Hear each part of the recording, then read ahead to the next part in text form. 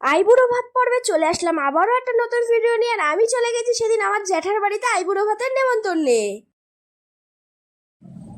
এদিকে কিন্তু আমি বসার আসনে বসেও পড়েছি, আর আমার বৌদি আমার সামনে খুব সুন্দর করে খাবারগুলোকে যত্ন সহকারে পরিবেশন করে দিয়েছিল। খাবারগুলো বৌদি এত সুন্দর করে সাজিয়ে দিয়েছিল, আর সেই জিনিসটা কিন্তু আমাকে সত্যিই খুব আকর্ষিত করেছিল। তো এখন হাসাহাসি চলছে, এখন ফটোশুট হচ্ছিল, একটু দেরি হয়েছে এর জন্য। মানে অনেকক্ষণ ধরে কিন্তু রান্না করেছে, মানে অনেক কষ্ট করে সেই তখন থেকে কিন্তু গল্পের মাধ্যমে রান্না হলো। তো যাই হোক, জাস্ট জোক আর কিছু না এটা। হ্যাঁ, এবার যাই হোক ফটোশুট হয়ে গেছে, এবার একটু আশীর্বাদের পালা আর একটু গিফট। তারপরে এখানে যা যা খাবার তোমরা দেখতেই পারবে। তো একটু দেখিয়ে কি কি রান্না করেছি।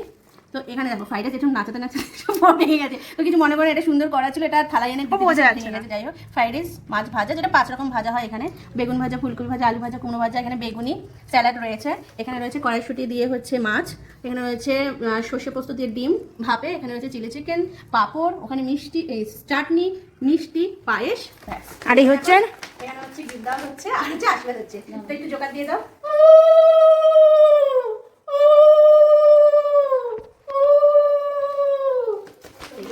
আর পাই নমস্কার কর একটু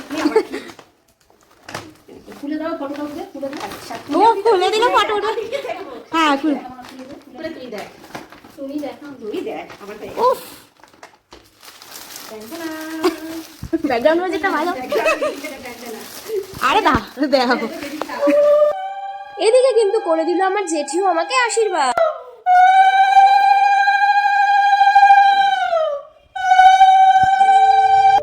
এবার কিন্তু আমাকে আশীর্বাদ করলো দিল আমার জ্যাঠা। হাতে দাও, ও পড়বে, হাতে দিয়ে দাও, হাতে দাও, হাতে দাও না।